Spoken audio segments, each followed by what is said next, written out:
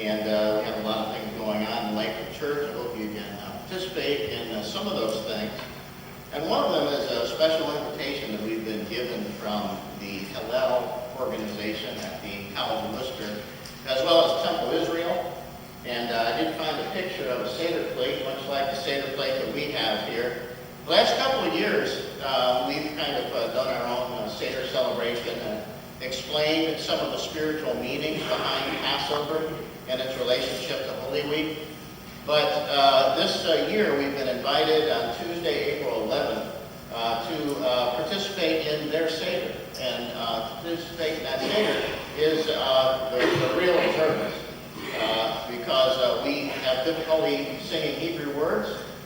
We eliminate many parts of the Seder, and I hope that you'll consider it. I have some papers if you'd like more information.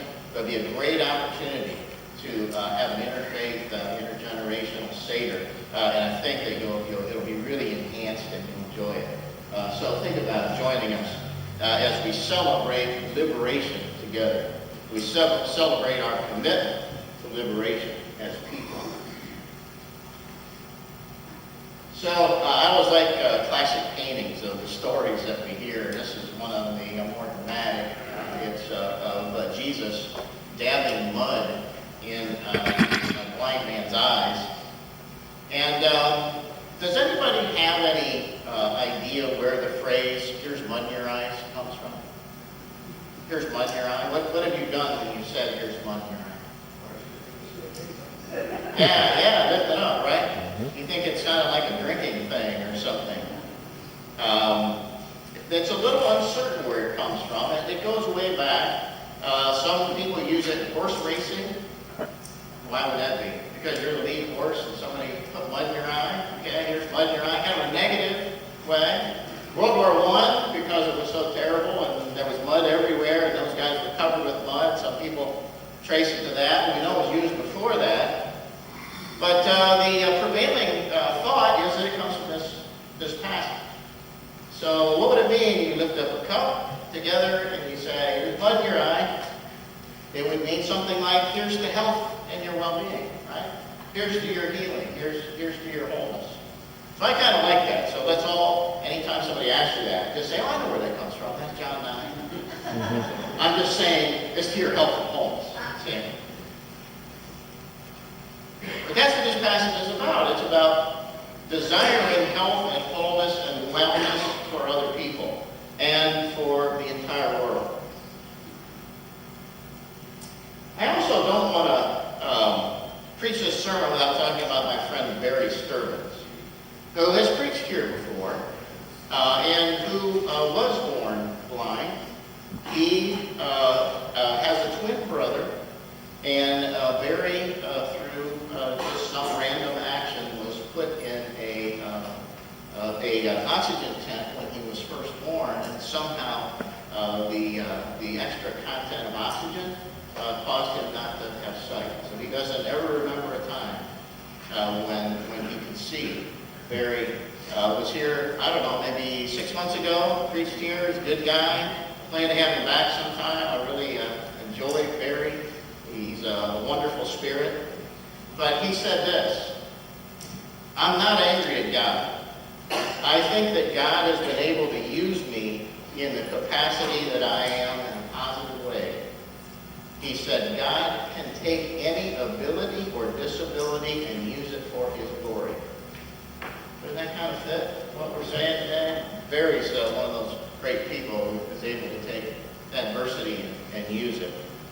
I also heard a story one time in a sermon by a minister whose father had diabetes and lost his eyesight. And his father lived with them. And he told the story about a transformational moment for him when he saw his teenage son helping his father across the parking lot to get to church. And he realized how much his son had developed compassion through his grandfather's blindness, because he was able to reach out to someone who had a need.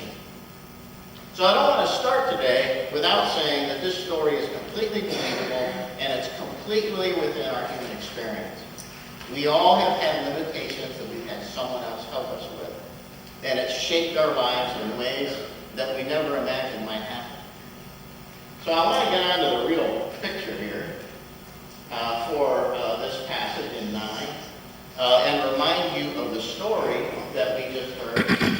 And I want to remind you the first verse. As Jesus walked along, he saw a man blind from birth. That in itself is amazing. How many people pass that guy by, right? Jesus kind of had eyes because he knew that it's a world where people need one another. So his disciples asked this question, Rabbi, who sinned, this man or his parents, that he was born blind? Now we kind of get into the bias, where every time a bad thing happens to us, somebody has to have an answer as to why it happened. But in every bad thing that happens to us in life, we don't know. Often it's a random thing, like has happened to our friends that I just talked about. So the Pharisees are setting up a different set of rules than Jesus wants to play by. And that sets up a conflict a little bit later in the story. And Jesus answered, of course, neither this man nor his parents sinned.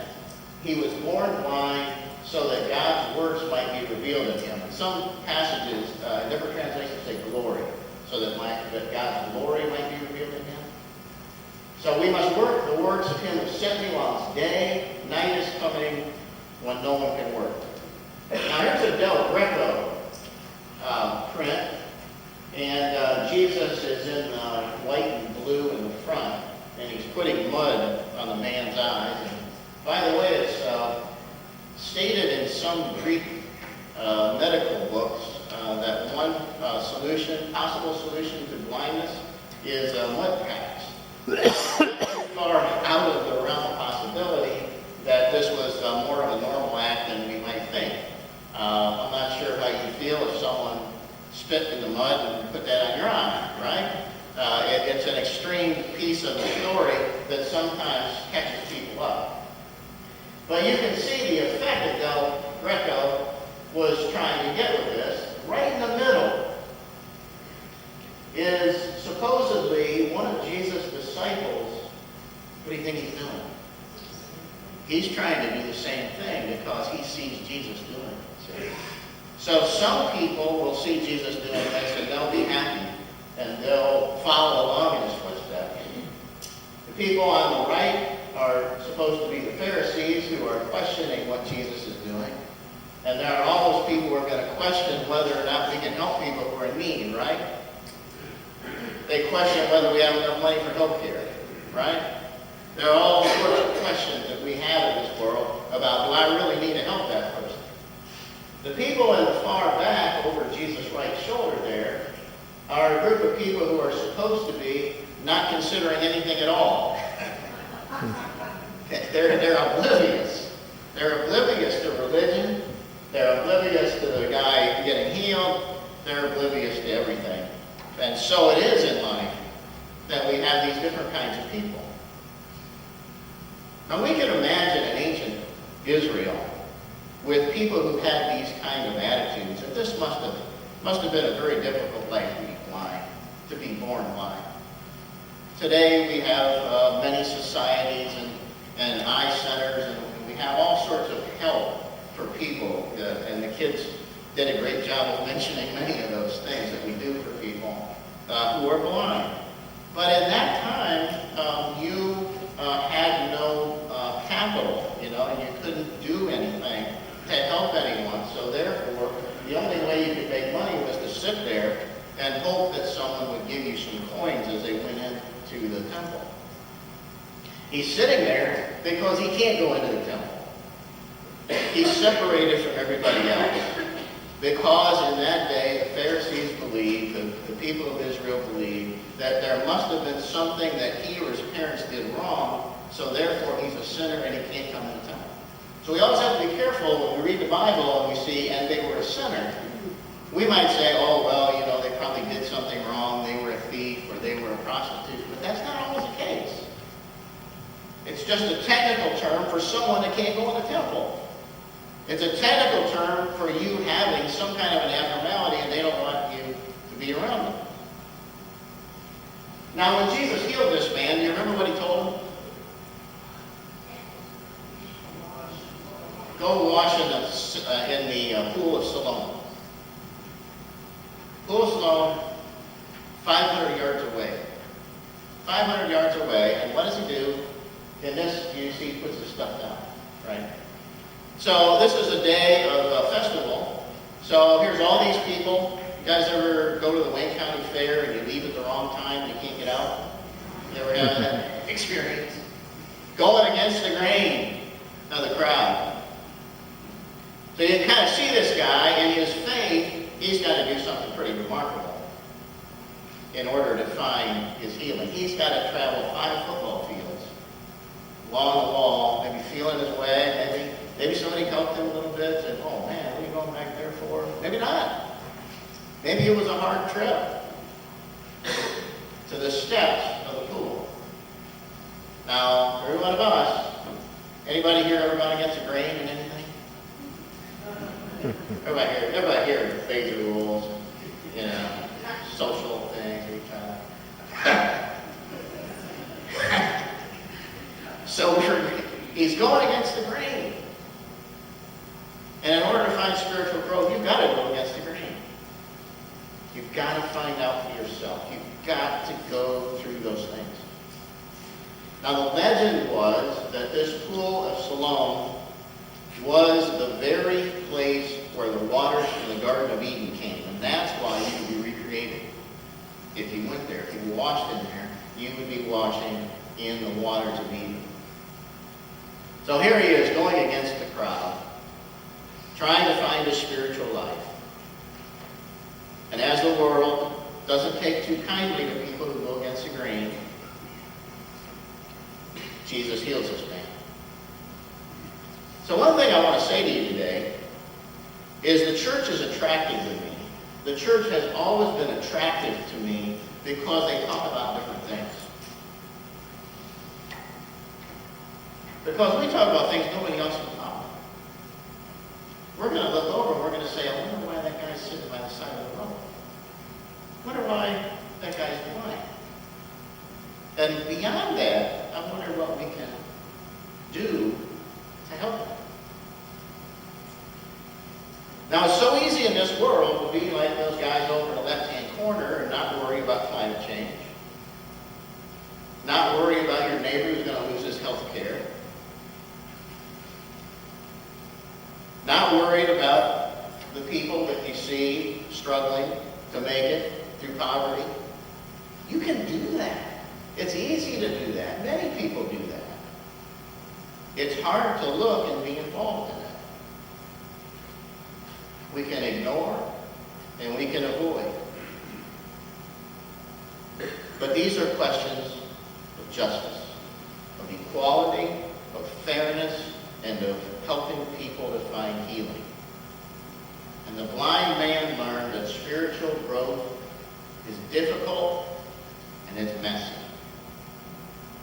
Now, the only thing that I ever promise people who work in the church is what?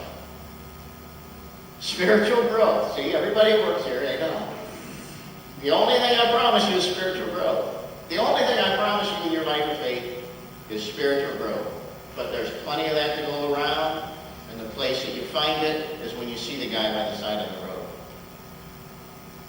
Now, when we were in Mexico, we had like a little devotional time, and we asked one question: why did you come here? Why did you come here? And how I answered that was, I always feel like I have to come down here because I'm afraid that if I don't come, I'm going to miss something. I'm going to miss something. And I don't want to miss anything. I don't want to miss that good stuff that happens when you build a house for somebody, when you look out and you care for somebody. I want to know about these issues that everybody's talking about. Immigration and deportation and what Mexico is like, because I want to see it with my own eyes. And I want to know the truth. And I want to see the real people who have these real needs. And more importantly, I want to take back the spirit of the people there and infuse it into our communities. That spirit of helpfulness. and that spirit of community that we see among the people in Tijuana.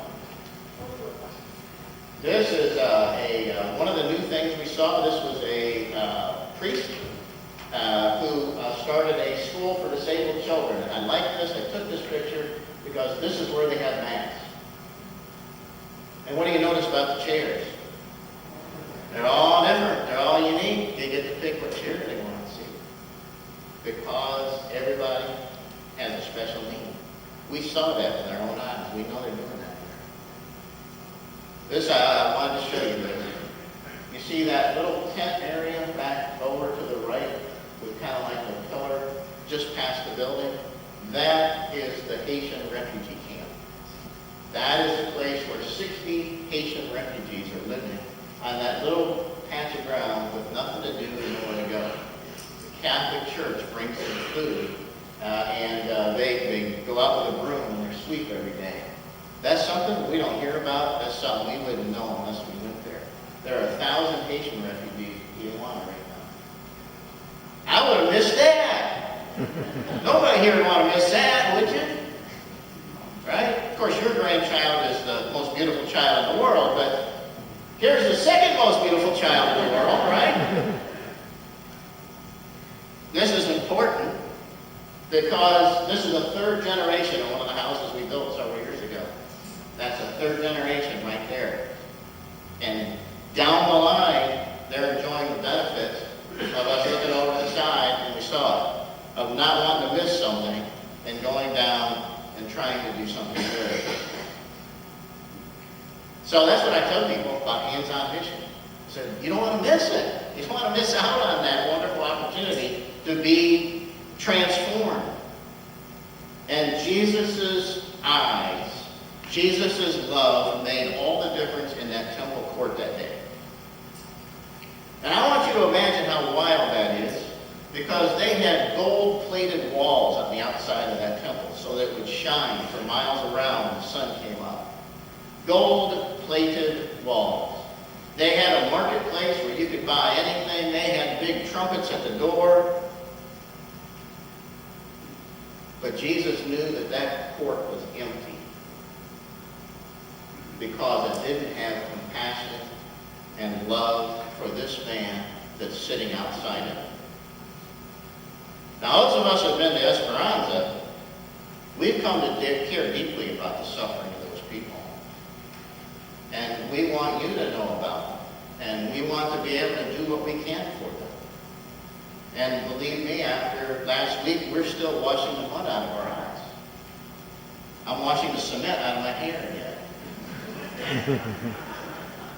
We see new things every time. And I don't want to miss them. And in your life, wherever it might be, if you have a neighbor, if you have someplace you want to give your life, if you really struggle with some of these big issues of life and death, of justice and peace, then people will begin to see that in you because it will change you. When you start asking those kinds of questions. So yeah, the thing that impresses me about the church is we ask these questions. We ask questions about how to care for people, how our lives can have significance. And in this passage, the word to see has a double meaning. It means not only gaining your physical sight, but more important, gaining your spiritual sight and restoring your heart. And caring for those who are blind, Jesus opens up people's hearts. Now, the Gospel of John has a long series of long stories, and I want to apologize to Nancy for giving you, was it 41 verses this morning? Man, you guys made it, though. You were supers on that 41 verses. But there's no other way to tell that story without doing all 41. Where do you cut it off? You got to tell the whole story. You got to go all the way to the end. The thing that I can say is that's a problem with the whole Gospel of John. He tells these big stories. The biggest story that he tells at the beginning is in the 3rd chapter. Nicodemus coming at night. When we hear the great message and the theme of the Gospel of John, God so loved the world. And then we hear it again when there's a woman at the well who's a Samaritan. And Jesus reaches out to her. And then we hear it again with this guy who's born blind and he's left on the side of the road. This man in our story today. We're going to hear it a little bit later as we get closer to Easter when Lazarus is pulled out of the grave. Symbolic of us being pulled out of our comfort level. But according to the Pharisees in our story today, God is like this guy. I want you to consider how sometimes our visions of God are more like a mafia than they are about a loving creator. You can never trust God. Always keeping an eye on you. You make one little mistake. You know, you swear during a Browns game. You throw something at the TV in World Series Game 7. You know how God is. He'll never forgive you for that. Right? I want to tell you, you read this passage and you look at the Pharisees, and their God is Marlon Brando and the Godfather. Sorry, you're out. Right? But God is not like a mafia, and we need to tell everybody that. Not going to kick us out, understands our weaknesses, is with us in everything. So I had to have a counter to the mafia, right? Come on, I can't leave you with the mafia. I can't do that. Jesus wouldn't do that to the blind guy. I won't do that to you. So this guy came by, Fred Rogers. He's a graduate of Pittsburgh Theological Seminary. He got his two of his degrees there. He's from Pittsburgh. Passed away a few years ago. Wasn't he a great guy? So let's read together Fred Rogers' version of Christianity. Here it is. We live in a world in which we need to share responsibility. It's easy to say, it's not my child, not my community, not my world, not my problem. Then there are those who seek a need and respond. I consider those people my heroes. Man, it's a great thing he had a kid show, huh? Think about everything he passed on. I want you to notice again in Del Greco, the one great thing about this story, the one I noticed this last time I read it, is that Jesus isn't done with this guy. See, the relationship didn't end. He goes back when he finds out that the Pharisees kicked him out of the temple.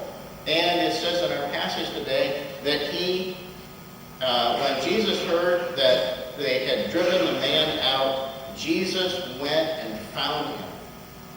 Jesus sought the man out because he knew that this was one of the worst things that could happen, is to be disconnected. And once we have seen with our heart, we can't go back to the same world. So John's Gospel has lined up this whole series of people to help us to see the message that God was bringing in Jesus.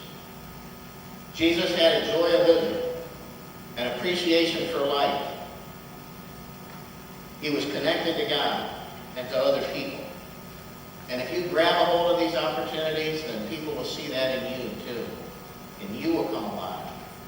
And when you are genuinely interested in the world and the people around you, you'll be like Mr. Rogers. When you see human suffering, we ask the question, why? And not just why, but what can we do about it? And I don't know about you, but I know that I don't want to miss anything.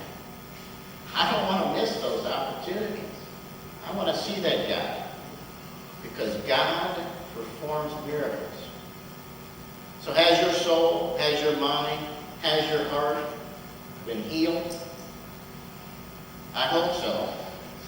But if not, here's mud in your eye. Amen.